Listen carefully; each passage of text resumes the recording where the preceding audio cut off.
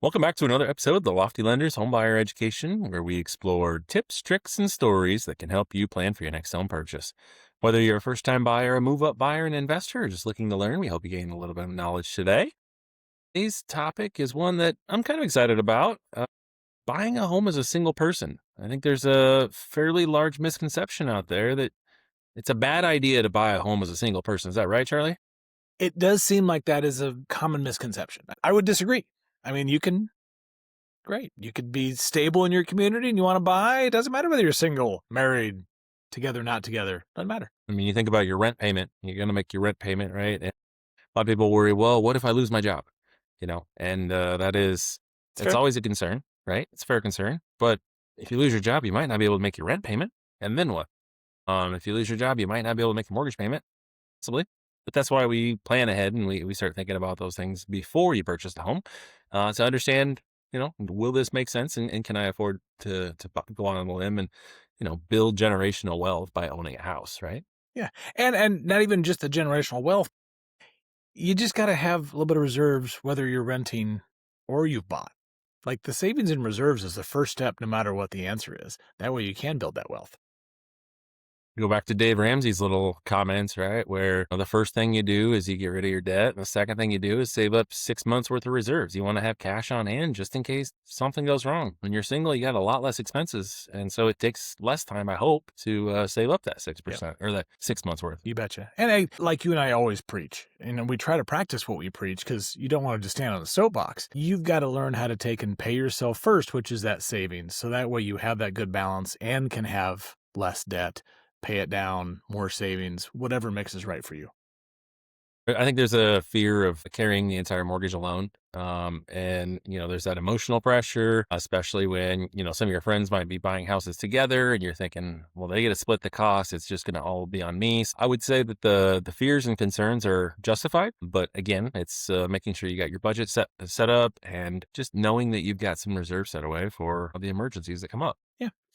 Well, and I think one of the bigger differences when you're single and you don't have as many needs, like just sheer space. Like a lot of times you can have that first starter home, could be a couple, could be a single, but the sooner you can start, and again, you need to have a little bit of stability that you're in an area that you'd like to stay. It's not somewhere you want to move to a different state a year later, but you buy smaller, you can build that equity, practice being a homeowner, really get your feet wet without having as big a commitment as, if you wait until you are with somebody and you have kids and now you have all these things, you're buying a much bigger first home. So I love getting your feet wet early. Get that 2-bedroom, 1-bath or a 2-bedroom, 1.5-bath, whatever you can find. And that way you get a practice, but you get to grow that equity. And that's where, like you mentioned, that generational wealth, the sooner you can get in, as long as you're going to be staying in that area, you're paying rent, you might as well pay it to yourself, get that mortgage balance down a little bit and build that equity.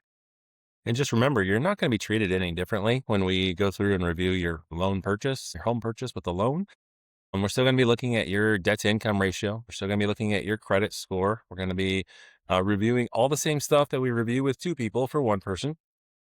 It's just math. It's not about your relationship status. It has nothing to do with any of that. It really comes down to, do the numbers work out? Does it make sense in your budget? Can you see yourself, living there for 3 to 5 years so you can build some of that equity before you sell it? Yeah. And I think one of the biggest things, is the comments we get from people are very important. Like, we want you to be comfortable in your budget. And the Dave Ramsey comment that I don't always agree with is, you got to have all your debt paid off before you get into a home. That's very hard to do. That could put you 5 to 10 years or more behind. And I mean, something we've had great success with is have just enough to get in. You could get a 0 down program.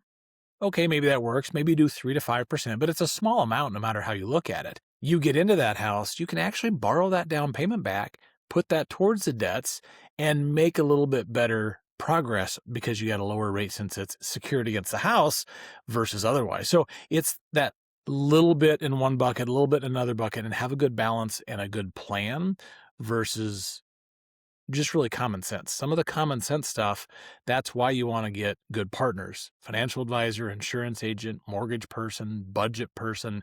You're going to have lots of different connections, and getting the right mix for you, that's just it. You got to see what you like and what works. And I think you got to think about it in a practicality sense as well. You and I are both married, so we haven't thought of ourselves in this position for a while, but you control all the decisions. You don't have to go to your wife, Charlie, and ask, "Hey, can I do this? Can I go out with my friends tonight?" Like you get to make that decision of, do I want to buy a house or do I not? You control the budget. It's really your budget. You say, "I want to stay within a certain number." As long as we can find a house that fits that budget, you get to control it. It has nothing to do with getting influence from a significant other or somebody else. You control that timeline. If you are saying, I need to be out by a certain time, it's all based on your own personal needs. It's not based on someone else's, well, their lease is coming up. Mine's got a couple more months, but doesn't make sense for us to both, be renting your timeline is your timeline and that's it. And finally, you build 100% of the equity, right? So you don't have to worry about making all these payments on this mortgage, and then going to sell it. And maybe you were in a relationship, you're no longer in that. And now you got to give out 50% of the equity that you made by selling that property. Every dollar that you make goes into your own pocket. It's better off, more generational wealth. I love that Yeah. statement. And one thing that a lot of people forget about, but you can buy the house, have a roommate. I had a roommate my first 3 years of owning a home, and they paid more than half my mortgage payment as their rent. And so they just paid down my mortgage. They actually, all that money went into projects for me to improve the house to the things we wanted. And so there's a lot of creative ways you can do it. But I like what you said, where it's you pick your timeline, your choices. You don't have to share with anybody. And then it's a lot easier when you have one set of decision makers versus two or more. So there's a lot of pros. You just got to see early on, get those questions asked, that way you can get comfortable. You can think of it like driving a car versus carpooling, right? So carpooling, you're going to be splitting the gas bill. You're not going to be able to control the music or the route that you go, or maybe you're riding with Charlie and he kind of stinks a little bit. Like you don't get to control those things when you're driving a car with Why am I somebody getting else. picked on? But if you're driving solo, you got to pay for the gas. You also get to choose the destination. You get to choose how you get there. You get to choose the music. You get to enjoy the process on your own. So it doesn't necessarily mean you need a mansion either, right? You just need something that fits your budget and a smart starting point. You got it. So one personal story that I have a couple of friends who I met them years and years ago, and I met them after they had gotten together. It was a husband and wife, and they both came into the relationship owning a house. And so each of them already had built up some equity. And so when they were thinking about starting a family and, talking about marriage and all that kind of stuff, they both said, well, your house is nice. My house is okay.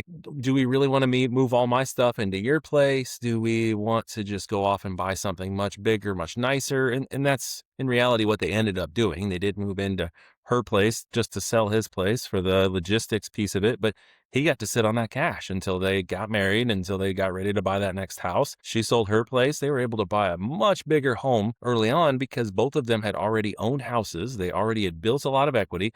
And this was 10 years ago. Prices were a lot lower back then than they are now. That's just the reality of things. Everything always goes up. But again, they got into those houses early enough that they were able to build that equity. They used that to, along with the other person's equity, to catapult them into a bigger home. It was awesome. It was really sweet to see. And they got into a really nice new build many, many years ago. Yeah. Well, and we see so many good circumstances of people who buy modest to start. I think that's one of the biggest differences we see now. Everybody wants to jump into their second or third home as their first home. And there's a lot to be said for that first modest home. And when you look at tax-free, there's not many things we get where you don't end up paying something from your profits as a tax. That sale money, when you have at least a couple years in the house, and again, IRS changes rules, go check that out. But when you sell your primary residence, you don't have tax on that gain. And so it's not like when you put money in investments and have capital gains and you pay some money to taxes.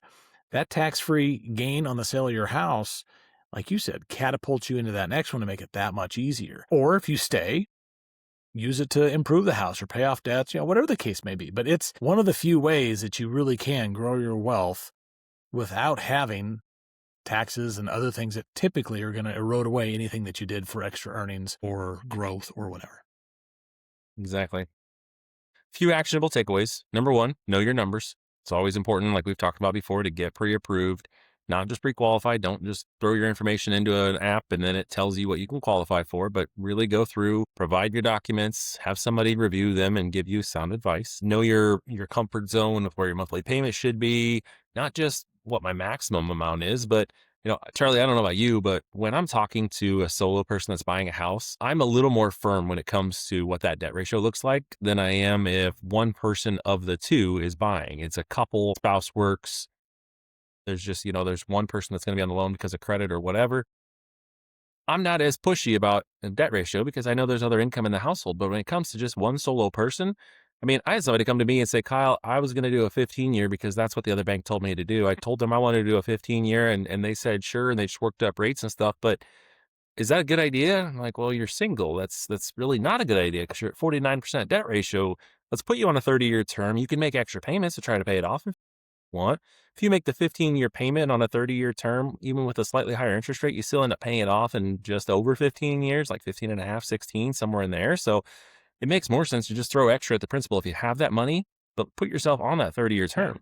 Well, that safety net. I mean, it's not always what looks best. I mean, if it was always just the best deal, you got to make sure you go on the right angle because the best deal may be 15-year loan, the least amount of interest. But in your example, and that's a lot of them, if there's no extra money and cushion each month, how do you live through when you get kicked in the shins and life throws you those zingers? Much better. Get the 30-year loan. Again, that's against Dave Ramsey. But again, we're more realistic. We want to see you pay it off in 15 years, but we want to see you be safe. We've seen a lot of people lose jobs or you even get, you break your leg and you don't get paid for 3 weeks. So love that advice. And again, we'll put that out to you. It's for you to chew on. It's your money. You decide what you like and what you're comfortable with. It's our job to make sure you know there are options. It's not just you went in and they gave you what you asked for because there's other things that could be better that you'd like and it'd be less stress.